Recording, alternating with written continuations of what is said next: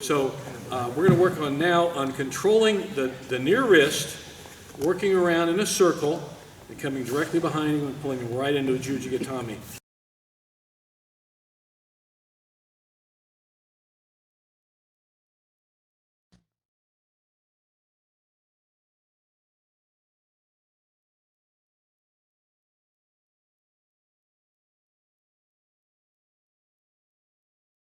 So a couple things to set up the near wrist and spiral ride. Normally this is off of somebody who's super tight, so you can't get your hooks in, you can't get a hold of the lapel, or you can't get an underhook for the arm. So we're gonna work inside out.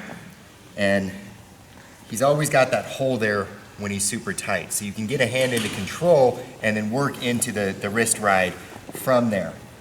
Once I start, my foot is underneath his ankle. Okay, I'm not gonna step in between his legs for a normal wrestler's ride, because with that foot in between and the knee up, he rolls through, right into the knee lock. So to avoid that, and also get some more control, once I come through, this foot is underneath and my knee. See the footstep there, guy? Okay, leg is underneath and your knee is blocking. So if he does try and roll through, we just stay on top and ride him, and he never gets in on the leg. Okay, there's also a lot of different wrestling breakdowns you can get from there as well. So it's a good control point. Secondly, your other hand comes across in a spiral ride. So sit up for a minute. So I'm just reaching through and I'm grabbing the inside of his thigh. Works for gi as well as no gi. And I'm locking. This leg has control of this hip, this hand on the spiral has control of that hip. Just focus on freestyle wrestling, guys. It's just Why I'm showing you that, guys, if you don't know this, you guys have wrestled a lot, you know this common sense, but it keeps Derek from being extended too far with his left side and being rolled over like a Peterson roll or something. Yeah. So the idea is to ride him and control him long enough to set him up for a submission. Okay, so if I'm not in a good control ride, and I've just got my arm here to keep him down, he's gonna grab that and Peterson roll me in the next week. So we set this up with control, and then at the very least, you know, we're back through here and I managed to stick my hand through there and get the wrist, but I can't get the arm lock like I want. We move to one of our other moves, which we'll do the back take after this, but for now we're gonna work the arm lock. So once you get a hold of that wrist, again, there's a hole right there. So you just stick your hand through the hole. Once you're past the elbow, there's some space in there. So you just flip your hand over and you catch the near wrist.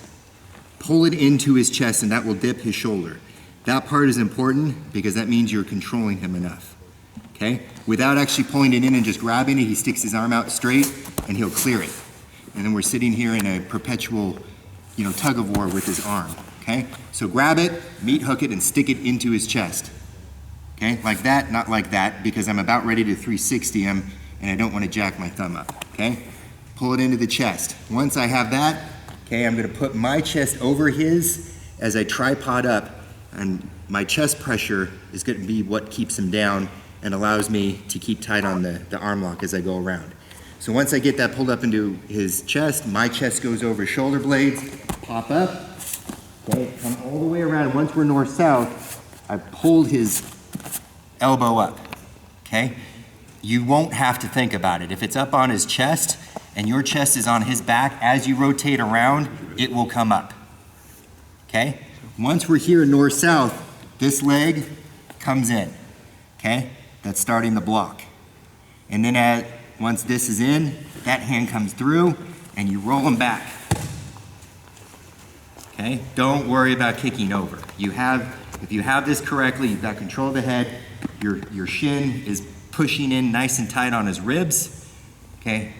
Grab a hold of your lapel, slip through all the way, and there's your lock, okay? And that's important, guys. If you kick your leg over, in this case Derek's right leg over, you're gonna let him off the hook. So keep it jammed in. See that right knee? See, if you do that, you know, it gave him too much room to move about. It may work against a guy who's not very skilled, but if a guy's skilled, and that's who we're training for, it won't work very well. You've got to keep that foot jammed in there to keep him trapped in. Most of the time, by the time that foot comes over, he's pushing it out and he's sitting up, and then now he's on my back. okay? So always try it first, and then if it doesn't work, you can transition into something else, okay? But you haven't given up any opportunities there. So you're kind of spiraling it out, like almost as if we would go to the classic Juji Gatame, but you're just going to arm. Yeah, yeah, yep. Yep. That's smooth and slick. I like it. Oh, yeah. Absolutely. Yeah. Absolutely. This really works better in no-gi. What do you call it? Is there, what do you call it? Near wrist. You want when you're finishing that arm bar, you want to keep him propped up on like one side Yeah. more than flat on his back. That's No. right. If you try to kick over, he'll go flat on his back and then you lose him. Yeah, you want to keep as much control over him because we're not just locking the elbow, guys. I mean, we're pulling the whole biceps, tendon, the triceps, the shoulder. I mean, I'm sure you can make that it's a very whole arm painful the lock. whole way. Yeah. All the way. Pulling it out. You'll be Dragging compliant. him into it is quite uncomfortable. The more uncomfortable you make it, guess what? The better for you. And bad for him. He's showing more traffic. Watch the ride. Comes around the top. See that? And notice how he comes out at a 45 degree, okay? You want to keep him right in there. Because he's weaker. Again, we usually you bench press this way. You don't bench press at a 45 degree. Yep. So if you get that arm up here, it's quite weak. Guess what? You'll get a tap out quicker. Yep. And from here, I mean, if I have to, I can still bring this over afterwards. More likely than not, it's going to be something along the lines of that. Okay? Shifting through the inverted triangle and or getting a bent arm lock through from there. That's why we like to keep that knee up there because you can shift into a sankaku situation and your leg is not in the wrong place now if it's kicked over. Right. Make sense? You do one more time, just go through it. Watch how he just goes through it, guys, and we'll drill on there. A lot of moving parts here, but once you start doing it, you'll see he rolls right into it. It is very effective. We use this a lot.